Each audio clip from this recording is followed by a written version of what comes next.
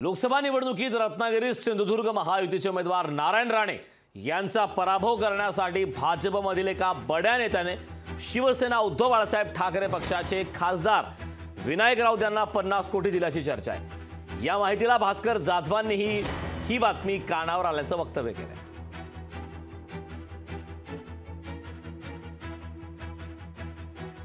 त्या नेत्याने विनायक राऊतांना पैसे दिले की नाही दिले हा काय विषय माझ्या समोर झालेला नाही। तुमच्याप्रमाणे मी पण ऐकूनच आहे।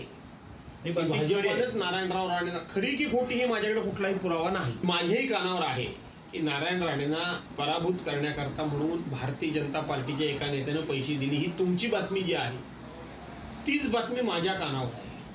परंतु त्यातला खरेपणा खोटेपणा या कुठल्याही बाबतीत आपण नसल्यामुळं, आपण त्या व्यवहारामध्ये नसल्यामुळं, आपण त्या चर्चेत नसल्यामुळं माझ्यासारख्या एका जबाबदार नेत्यानं ते खरंच आहे असं तुम्ही म्हणता म्हणून मी म्हणणं हे योग्य नाही।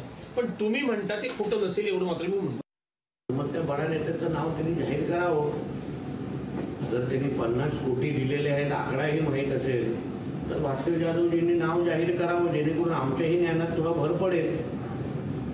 कारण का त्यांच्या पक्षामध्ये उभाटामध्ये जशी पाडापाडी होते तशी आमच्या भारतीय जनता पक्षामध्ये होत नाही। उभाटाच्या किती उमेदवारांनी किती लोकांनी कसे पाडण्यासाठी किती पैसे दिले आहेत, मग ह्याची यादी आम्हालाही जाहीर करायला लागेल। लोकशाही मराठी ऐका, पहा, जागरूक रहा।